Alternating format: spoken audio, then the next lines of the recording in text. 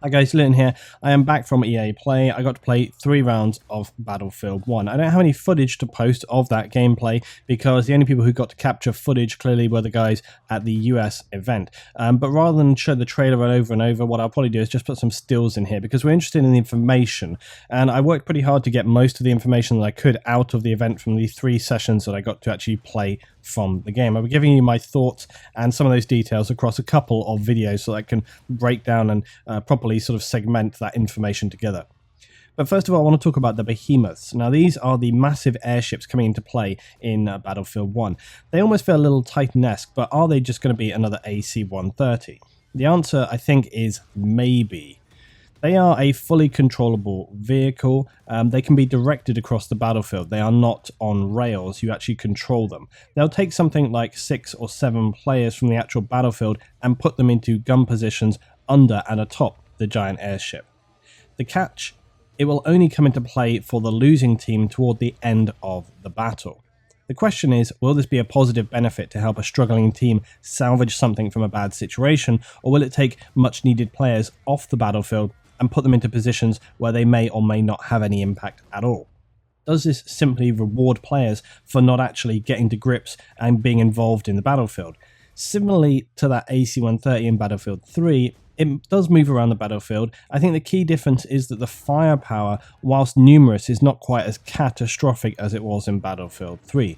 The AC in Battlefield 3 was devastatingly powerful, as it is in real life. However, just like the AC, if you leave the airship unchecked and allow it to just patrol the battlefield, raining down fire, that is going to be nasty for the guys on the ground. But with that said, I was on the ground and we actually won 3 out of the 3 games that we played. Each time the airship came in for the other team, I honestly didn't even notice any fire coming from it, and it didn't seem to have any impact on the game that we were playing. Now, it's far too soon to say if that's just because people are playing, the guys that were playing didn't have enough experience or what was going on, and perhaps when the full game is out, things are going to be different. But it will be a useful force to assist players and perhaps help them salvage a round. As I said before, this is exactly why it's really difficult to judge the pros and cons of some gameplay elements from an event. There are just too many variables. You don't know what people are doing, what they're looking at, and you don't really have any clue as to why something played out why it did. You can only really speculate.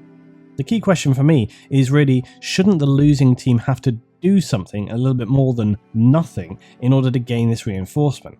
What if, say, a losing team were about 75% of a round completion, they get an on-screen notification that the airship support is now available for the side, but in order to bring it into the battle, they have to capture at least 1 new objective point on the map. This would drive the players to make a push and secure it, and then use the airship when it arrived to make some attempt to expand upon that. It would mean that they had to do something to try and get out of a losing situation instead of just sitting back, as they presumably already had done for the rest of the round, whether or not they actually had a choice in the matter if they're getting pinned down, but either way.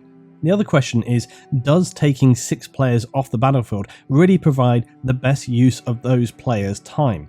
Now, without being too judgmental, in my experience, people playing as gunners are at best 50-50 as to whether they can have any impact on the targets they're aiming at in the first place, and that's from someone who spent many hours flying transport helis in Bad Company 2 and Battlefield 3. So it's a puzzle, and you really can view it 2 ways. It's either a reward for people who are not playing the objective and who potentially just spent the round focusing on kills and they just then get this big death ship for nothing.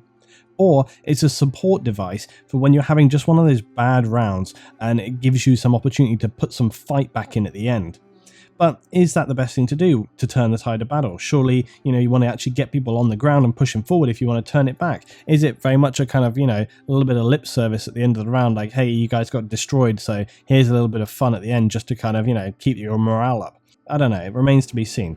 But please guys, tell me your thoughts on the Behemoths in the comments below. Is it a reward for stat padders or a legitimate support platform for a bad round? Tell me below guys. Several more videos coming up from me talking about other gameplay elements and details about some of the mechanics in the game. Thanks for watching guys, see you next time.